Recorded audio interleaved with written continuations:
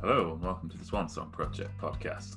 My name is Ben Buddy Slack and I'm the founder of the Swan Song Project and the host of this podcast. The Swan Song Project is a charity and we help people living with terminal illnesses or dealing with bereavement to write and record an original song. We believe in celebrating lives, making memories and leaving legacies. If you'd like to find out more about the charity, you can check out our website, which is swansongproject.co.uk. The podcast features songwriters. Each episode I have a different guest on. I ask them to share with us one of their songs. We talk about how they wrote it. I ask them to share with us a songwriting tip, and I also ask for a song that's meaningful to them in some way relating to bereavement. This episode features Steve Tilston, and I hope you enjoy it.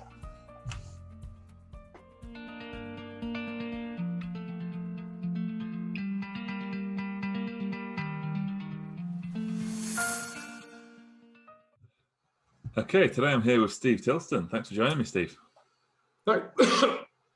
Excuse me. Okay. Thanks, Ben. Thank you. Excuse me. I was just A good start. but I took a breath to say thank you and went down the wrong hole somehow. Down the wrong way. Yeah. How are you doing? Okay. Yeah, very good. Thanks, Steve. Very good. We're looking forward to talking to you. Yes, fine. Yeah, great. Yeah, great stuff. So for anyone new to these podcasts, this is the Swan Song Project Podcast, and each episode I have a different songwriter on, and we do it in three sections. First, we're going to talk about one of Steve's songs. We'll talk about how he wrote it. Section 2, I'll ask Steve to share with us a songwriting tip. And then section 3, we're going to talk about songs meaningful to Steve in some way relating to bereavement. So to start off with, Steve, would you like to introduce your first song for us, please? Well, it's a song I wrote about 10 or so years ago called The Road When I Was Young.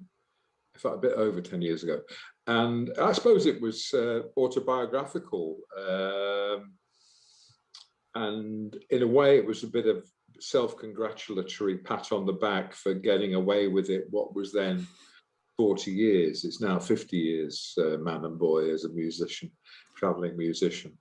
And so I wanted a fairly simple song with a sort of memorable melody, and it's using a descending bass line and against a kind of picking waltz time pattern, and it sort of it documents I suppose a life on the road, and it also, I'm trying to remember the text here, but it kind of talks about obviously being youthful and full of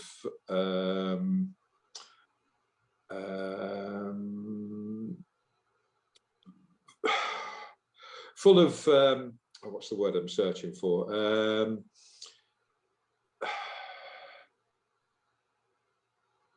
Just full of love of life, the joy of life, all these things that are kind of not I've not tasted yet, but I know are out there to experience.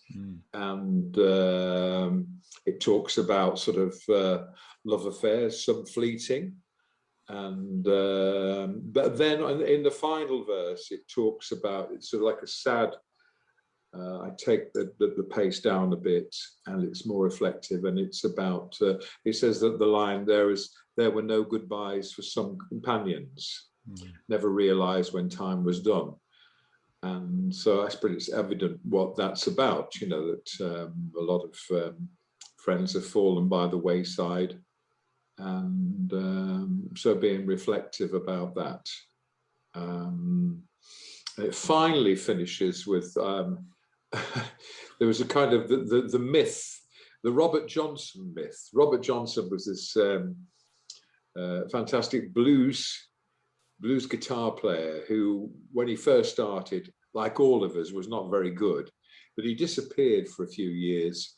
And when he came back, he was fantastic. And all they could put it down to was that he sold his soul to the devil at the crossroads, which is a great idea. But I think he just went away and practiced. But, so I kind of allude to that in the final stanza of the song. Brilliant. Yeah, it's a great song. So let's hear it now. This is The Road When I Was Young by Steve Tilston.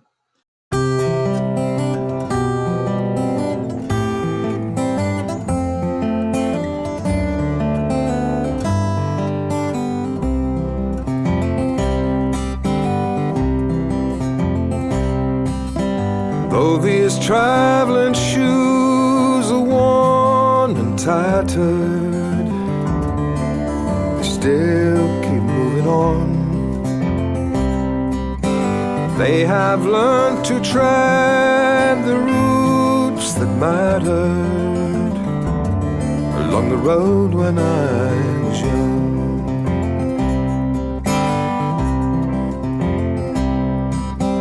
There have been missigns and diversions, they searching for the sun. Many mislaid plans and missing persons along the road when I was young. Down that well-worn path I wandered, chasing dreams in the blue yonder, and freely spending time 'twas mine to squander along the road when I was young.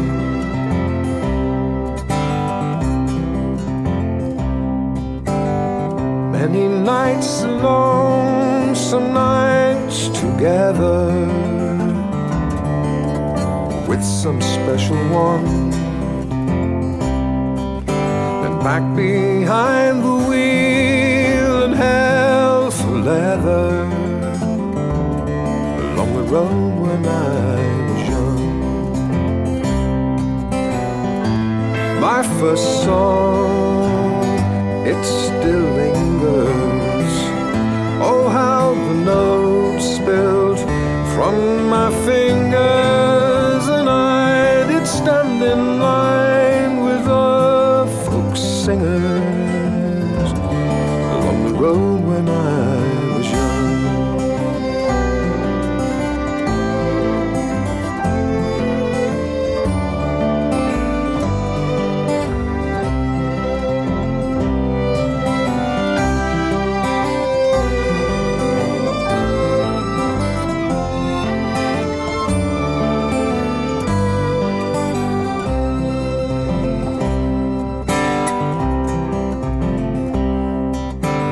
There were no goodbyes for some companions, never realized when time was done,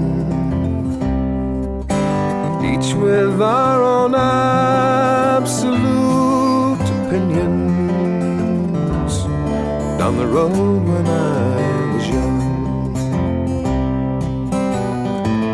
I had guitar, was free to travel, strands of life did unravel when I sold my soul to the crossroads devil along the road when I was young.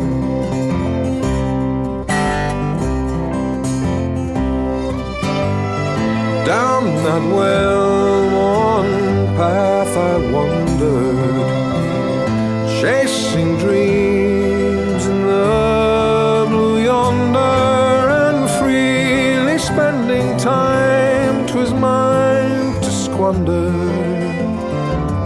along the road when I was young. Along the road when I was young.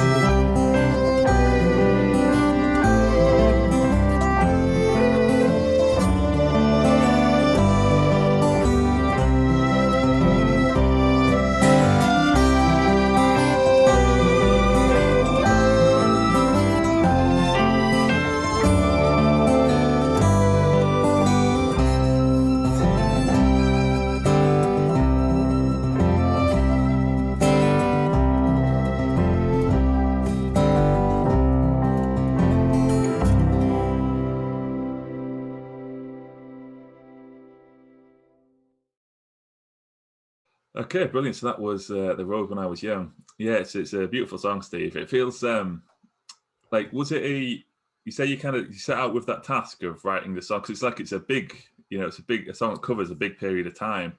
And is that something that like, would you write songs like that a lot, or would that feel like quite an ambitious one to do? Well, I have written songs like that before and since, but they were usually more involved musically, and they may have sort of taken a different musical turn, in that they may have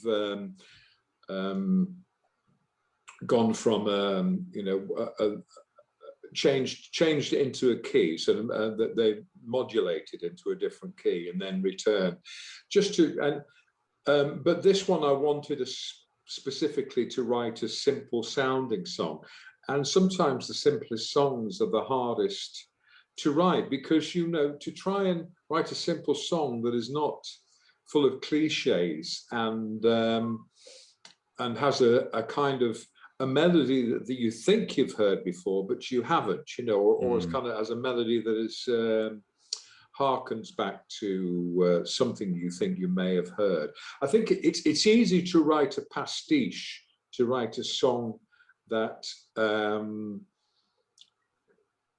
just follows almost like a nursery rhyme simplicity, where you can second guess where the song's going before it gets there. That to me is very boring. But if you can write a simple sounding song that is kind of makes people think it sounds familiar, but yet is also unfamiliar, if you know what I mean. That's where I think the art lies, Just the right amount of originality to kind of keep it interesting, but not too, but familiar as well, familiar but original. Yes, right, and that's where the trick is, to be able to pull that off. Do you have any particular methods of doing that? Like, is there or is it kind of just play around and see what comes out? Well, you see, I've been writing now for so many years that, and I've tried every way possible.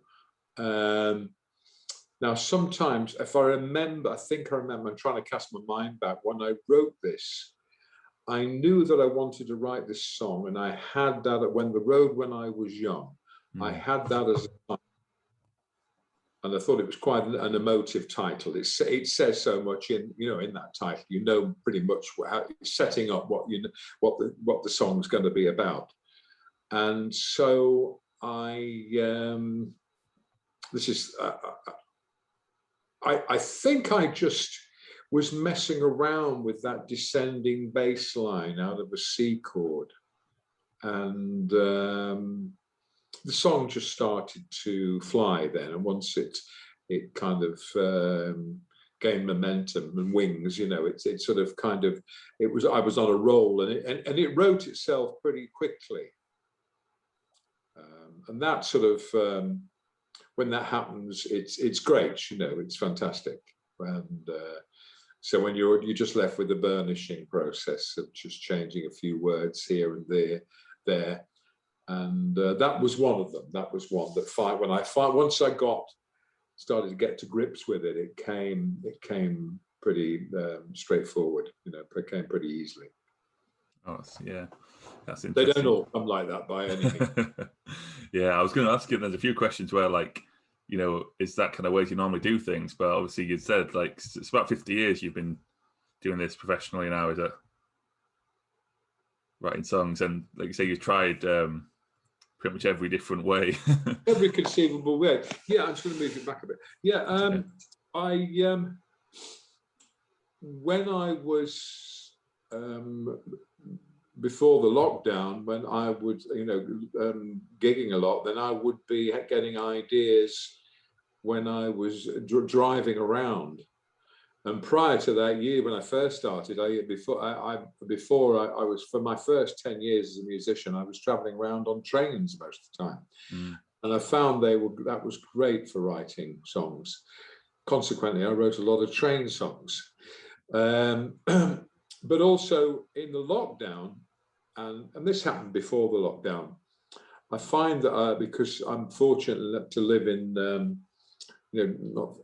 pretty much in the country here, and I can get up on the moor pretty easy. So just trudging around on the moor you get this kind of rhythm going, and I get some great ideas up there.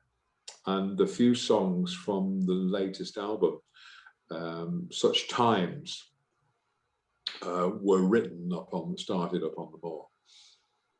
There's the opening song down there, Daylight Rising, was literally about an early morning ramble up there. And it wasn't actually after just as the dawn was breaking, although it does suggest that, but it was a bit after that. But it still had that kind of feel about it, you know, the sort of new day. It was fresh up there. And yeah, so you take experience where you know, an inspiration where it's all around, really. It's a question of opening your eyes and soaking it in. Yeah, and are you someone who's so I guess, do you always have that awareness with you, and you're always looking for ideas, and you're always working on things, or do you go Pretty through much, phases that's of? Always been, yeah. I mean, I've got you know, I've for most of my life I've been traveling the planet with a couple of unfinished songs going around the brain box, you know, trying to think of a burnishing process. And sometimes it's almost subliminal. It's almost as if I'm not aware of it. And sometimes all of a sudden, because the great thing about the English language is because of all the influences, there's, for most words, there are sort of 3 or 4 alternatives. And you know a word's out there. You know that the word that will describe what you want to say is out there, but it's sometimes teasing it. And unfortunately, the aging process means there's a hell of a lot more teasing goes on than before. I always said the same with like, it's finding that right word, and then finding if that's the word that fits in with whatever your rhyme scheme is as well sometimes. And you find the word that says what you want to say, but then it's trying to find a synonym for that. Well, that's of course. Rhyme in some way. Yes, of course, but sometimes the word is so good that it means you change the scheming of the line that leads up to it. You know, so still keeping the basic sense. But I've done that before. You know, where they thought, oh, that's the word. No, it doesn't fit, but it's such a great word. I'll rewrite that verse. Yeah. Again, I think there's sometimes the songs where when you hear like a word which is very unusual to hear in a song, do you know what I mean? Like, well, it's usually one like that where it doesn't kind of roll off the tongue as well as some other ones, but then it can be really impactful, can't it? Because it does stand out in a way. But sometimes that can be really great. You can have a word that's quite arresting, and you think, oh, well, you know, that's quite an unusual word. You wouldn't think that they would use that word, but it's actually brilliant that they have. And I'm trying to think of an example. Can't. There's one. I was listening to Nick Cave's Abattoir Blues, the Lyre of Orpheus album. I don't know if you're familiar with that at all. So I'm a big Nick Cave fan. But there's a song on there, The Lyre of Orpheus, which is very much a story about Orpheus and the instrument, the lyre thing. And there's a line in that where, what's it? It's something she said to Orpheus, if you play that effing thing down here, I'll stick it up your orifice. That was one of them ones where I thought, like, he might have based the whole song on that. Yes. Well, sometimes, yes. That becomes that, and sometimes that's glaringly obvious that the whole song run on this pun. Yeah. Which you kind of went, yes. Well, you know, he's a great writer, so fair play to him. I've not heard the song, so I'm sure it works. Yeah, it's a very interesting song.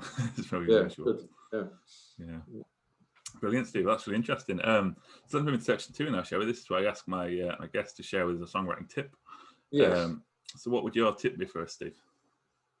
What my tip would be? Well, I find now that, and it's something that I've been thinking about this, that sometimes you're writing a song, and a lot of people say we're waiting for inspiration. You're waiting.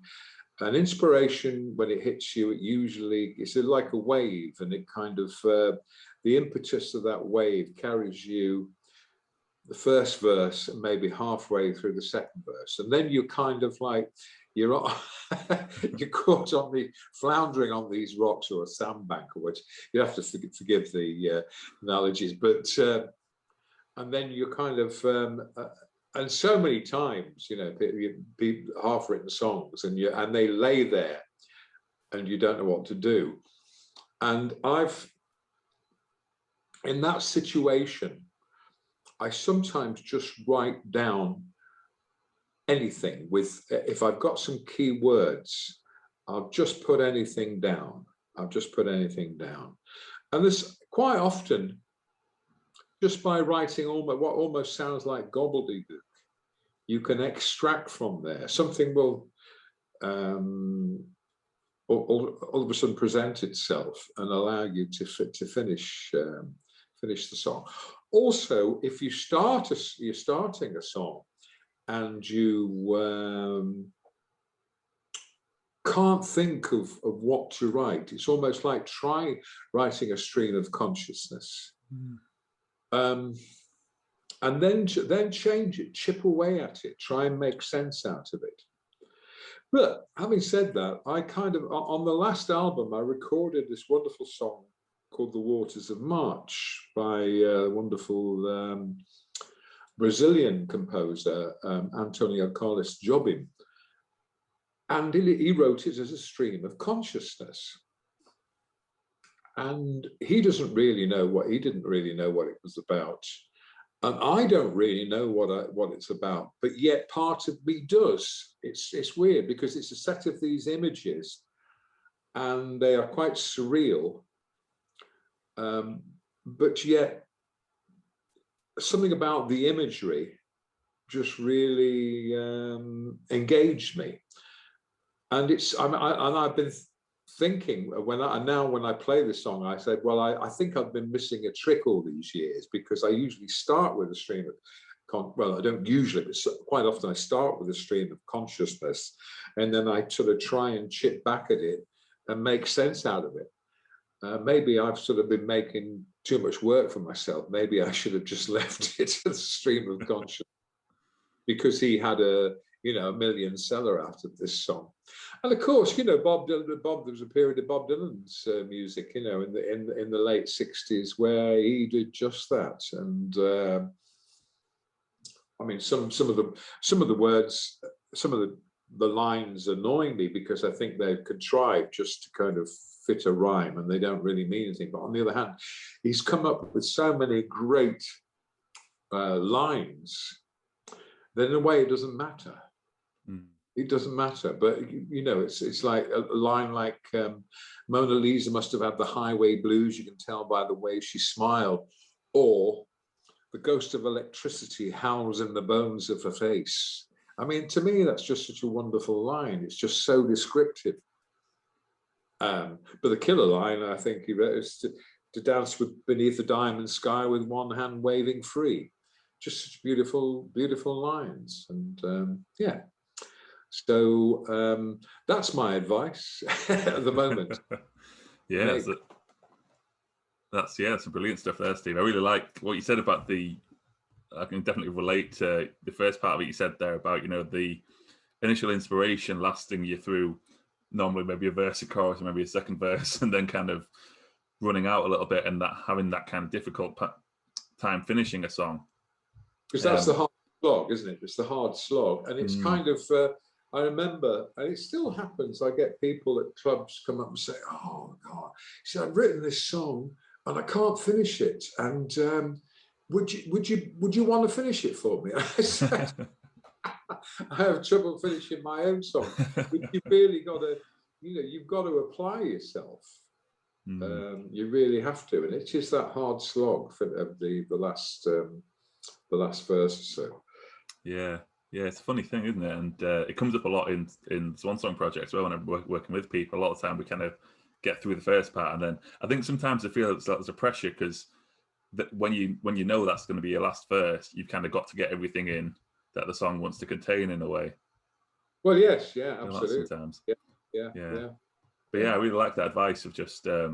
So I guess, and when you're doing that, normally you have your musical structure in mind, so you know what the tune is, and you know what your rhyme scheme's going to be, and then you'll fill in the gaps.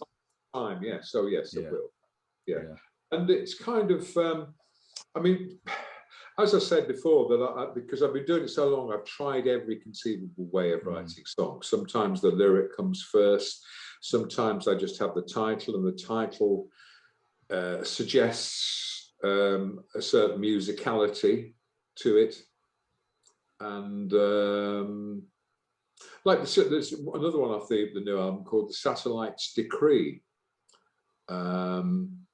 And it's about, that sat-navs loomed large in my life, because obviously I was going around to gigs, and I used to adore that bit at the end of a gig when you're kind of glowing and it's gone down really well, and you've got, your back pockets full of dosh, and you get in the car and you put the sat-nav on and it says where to, and you press home.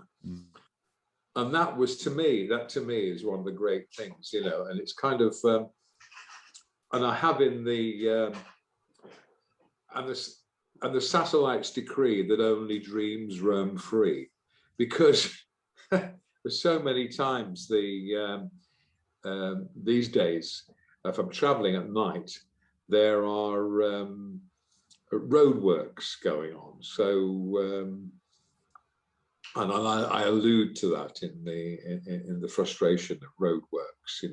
Stop adding extra time on to make me getting home from a gig. That's one of the things I can't imagine what it was like, all those years before sat-navs. The whole time I've done any traveling for gigs, we've pretty much had sat-navs. But finding your remote venues before the sat-nav. It'd be a nightmare, yeah. Gigs you've not been to before in the centre of a city you don't know, and trying to read a map or instructions on your knee while you're trying to drive as well. It was just, how come I'm still here? Because that must be one of the dangerous things, because you're so tired as well. You just come along and yeah. So in fact, the satellite navigation is one of the great inventions in the world, along with the thermos flask. Traveling musician's toolkit.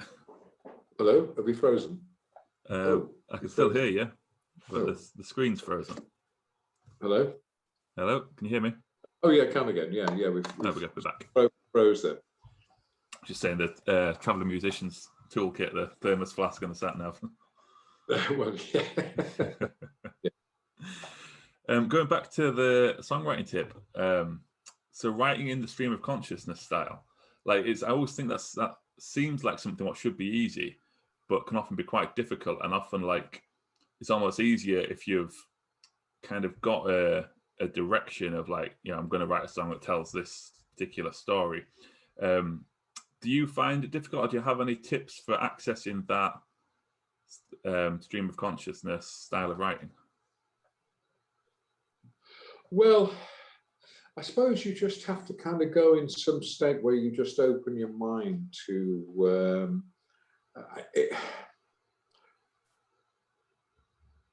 it's hard for me to put in words. Usually on the stream of consciousness, I go there is because I can't find the words I want. So I'm writing something that another person maybe view as gobbledygook. As I said before, I don't stop at the stream of consciousness. I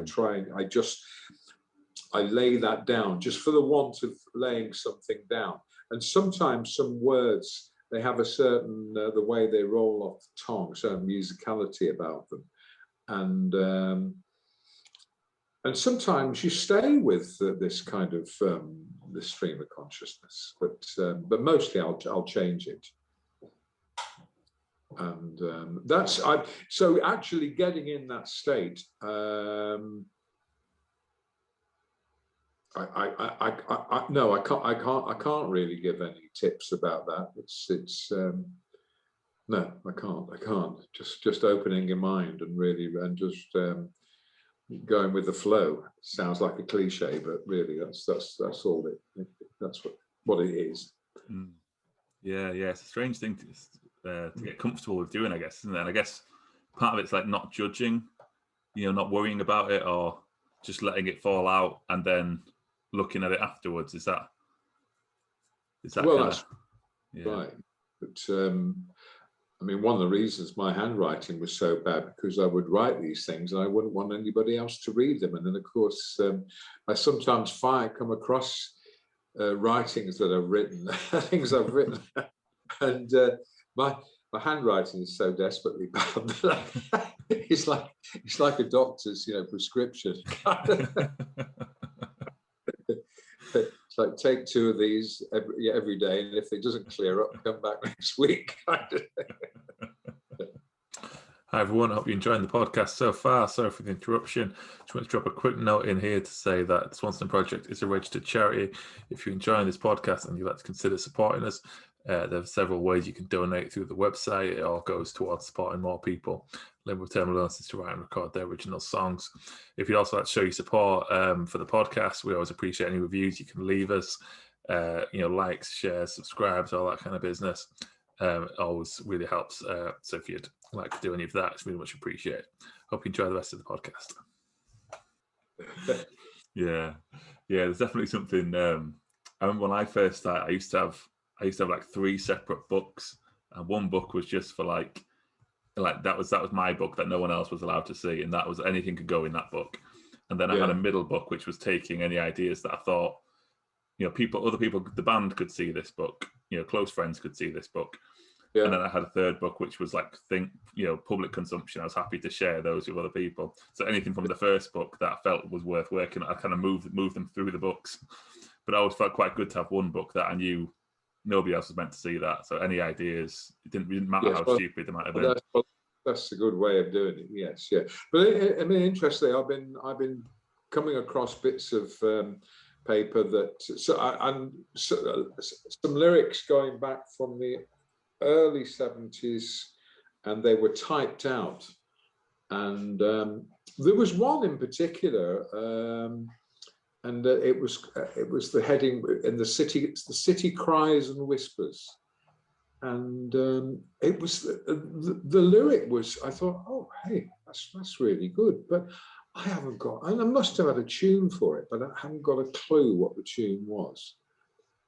But I'm thinking about, well, maybe I might have a go at finishing that, and with a new tune, Mm. Who knows? Yeah, and sometimes you go back to your old ideas, and interesting. One aside, because while we're doing this, I've just lost a really good friend, a guy called Dave Evans, who's a wonderful guitar player and songwriter who's been living in Brussels for the last 40 years. But he and I, when I first left home, I went to live with him, and we had a duo. And we got quite popular in the Midlands where we were based. And then when I did my first album, I called Dave to play on that. And then he was subsequently offered a recording deal as well. But it's kind of the thinking about remembering that since Dave died, it's thrown up so many images and remembering snippets of music that have been laid dormant. We're talking since 1969, 1970, and one that I'm working on now. And the winter hangs back in the air tonight, and I remember sitting in the kitchen. With Dave and writing that, and Dave said, "Oh, that's really good. That's really good." And I never finished the song. I tried several times. I tried to finish this song, and I remember Dave really liking it and saying, "Oh," and he asked me again, "Oh, have you finished that song?" And I never did. And it's kind of now given me the impetus to finish after all these years. In kind of memory, thinking about Dave Evans. Yeah. Oh, I'm so sorry to hear about your friend. Check out his music. It's and he was on the Old Grey Whistle Test. He did a great footage of him playing there, and but his albums, he only made 4 albums, sorry, but they were good stuff. Yeah, so you should check it out. I'll check them out. Yeah, but yeah, that's great. That if the song's coming back to you, did you have those bits recorded, or did you just remember? Oh no, but the thing is, what sparked the memory was Dave's passing. Mm-hmm. Yeah, I guess maybe now it's just the right time for those songs, and it's. Do you feel like that with we talked about trying the song quite a lot and not being able to finish it. How much do you push yourself with those ones, or is there times where, like with that one, where it seemed like it just then wasn't the right time, and you're happy to just put it on ice for a while? I can't remember why I didn't finish it. I cannot remember, because the thing is, once I remembered it again, I thought, well, that's ridiculous. I'm kicking myself, and not because it had a good opening melody, and I liked the opening line. But I don't know. But I can't speak for other songwriters. But my life has been full of that, where songs that have even finished songs have fallen. Songs that I've finished, and I knew, or felt were really good, have fallen by the wayside. And other songs that are probably not so good are still in my set, but it's kind of, I don't know why. I don't know the rhyme or reason for it. They have a life of their own, don't they? And they kind of yeah. Well, certain songs they kind of they serve certain occasions or certain positions in a set, a live set.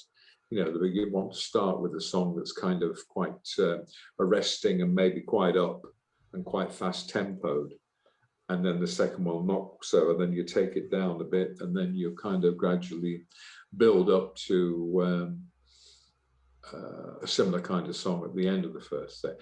I mean, but this is all subject to change. There are no rules, but that's kind of like the accepted modus operandi.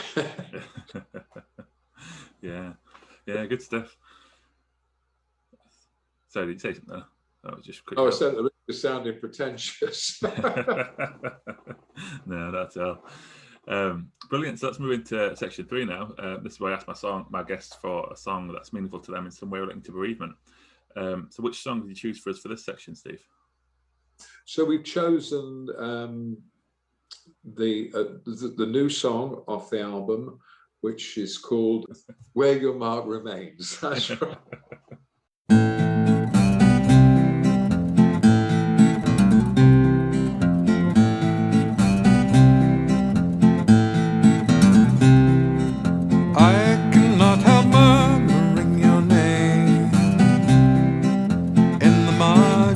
Where your mark remains, I cannot help conjuring your face in the regions between time and place. I cannot help listening for your voice, whispering there never was a choice. I cannot help wondering what lies beyond the reach of our unseeing eyes. Day after day, recollections slip away. Time to confess, haunted by the last cold kiss. Must it all come down to this? Last cold kiss.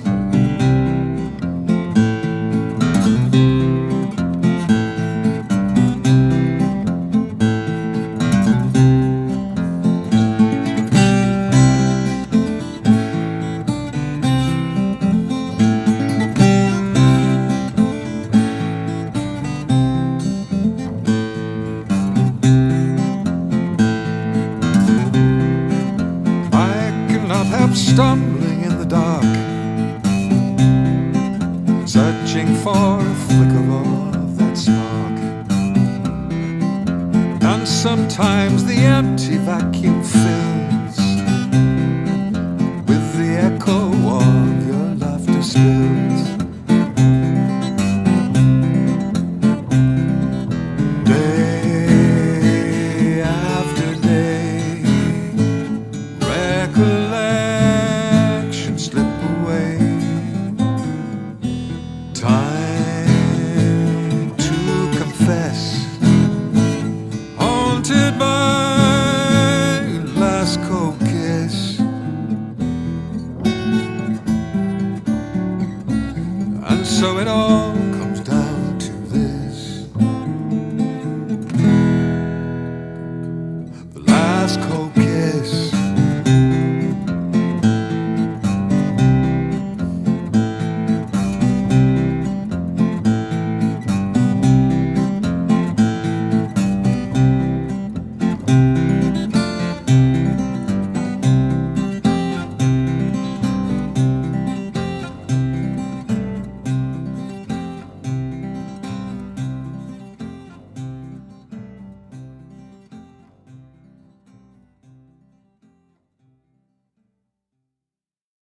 Kind of, and it's written about that, about people who've made a mark in my life, and it's written as if I'm talking about one particular person, but I'm not. I'm talking. It's a kind of composite. You know, there's kind of all these people who've left a mark, and hence the title, where your mark remains. And it's kind of musically interesting for me anyway, in the fact that it's in 5/4 time most of the time, you know. So it kind of gives it a different flavour to it. And again, it's kind of I like some of the imagery in it. I like some of the I refer to in the margins and vacuum flasks, I think. Is that right? I've not got a thing about vacuum flasks, but I do think it's one of the great inventions. And yeah, I'm sorry I can't sort of expound more about it. I think it's pretty evident about, you know, what it's about really. And well, you know, this it's kind of the last cold kiss. I missed my father's demise by minutes. I was traveling down from and I just remember kissing his forehead, and it was cold. And I'm kind of left with that image. I mean, it kind of haunted me, but now it doesn't so much. But it's still there. I'm not sort of. It's just a fact of life. Yeah, it's a powerful image, that one, the last cold kiss. Yeah. And, yeah. So that's kind of. It's hard, you know. It's kind of. I think this is why I gave you an alternative song that was probably a bit easier to talk about. But anyway, that's that song. yeah, it's a powerful song. Was there a particular spark for you to write it? So you say that it was kind of written about a composite of different experiences, but was there a particular thing what inspired you to write a song on that theme? Well, it's. I'm of an age where I'm, you know, as I've just mentioned about Dave going, obviously it's written before, but, you know, people are, as the natural order of things, people are falling by the wayside. And so I can't honestly remember about any specific case. And like I say, it's a composite. So I see lots of, when I sing the song, I wrote it as, I thought, well, I can't, if I write about all these people, I write it about all the people who touched me and who have gone, then it's going to be very complicated, and it's going to be hard to get it across. So it has to be by personalizing it as if it's one particular person. Then that was the device I used for writing the song and getting the message across, the idea across. Yeah, it's a powerful song. And that's off the new album, Such Times. That's right, yeah. Which is available now if anybody wants to check it out. I'm guessing people can order it through your website and things like that. Yes, you can. Yeah. www.stevetilston.com, or it's on Riverboat Records, which is part of the World Music label. And in theory, you can get it in the strangest of places, like sort of craft shops, art shops, and of course record shops as well. Brilliant. Yeah. Great stuff. Well, thanks a lot for your time, Steve. It's really nice to talk to you. Oh, nice to talk to you, Ben. Yeah, thank you. Nice. Thanks very much. Glad you could meet up. And so all the very best. Thank you. And I'll people who are writing songs maybe for the first time, and yes, just good luck. Yeah, thank you, Steve. And have you got are you back out gigging again now? The world's starting to open up a bit more. Have you got anything booked in? I've got the first one I've got is a festival in June in somewhere in Shropshire. And then in the 1st of July, I've got this concert in London at Queen's. Is it King's Place? King's Place, Queen's King's Place in King's Cross, of course. And so I'll be doing that. It was going to be last year. It was intended to be last year. But it was going 50 years in the business. But this year is 50 years since my first record, Acoustic Confusion, was released. And so we can still hang it on that, but it's kind of obviously reduce numbers really for social distancing. Really, yeah. But those are the constraints, and which is just how we have to do it. Yeah. Well, I hope they all go well for you. And I'll hopefully get to see you next time you're playing around Yorkshire somewhere. Okay, cheers, Ben. Nice to meet you. Yeah, likewise, Steve. And thanks for tuning in, everyone. I'll be back with another episode soon.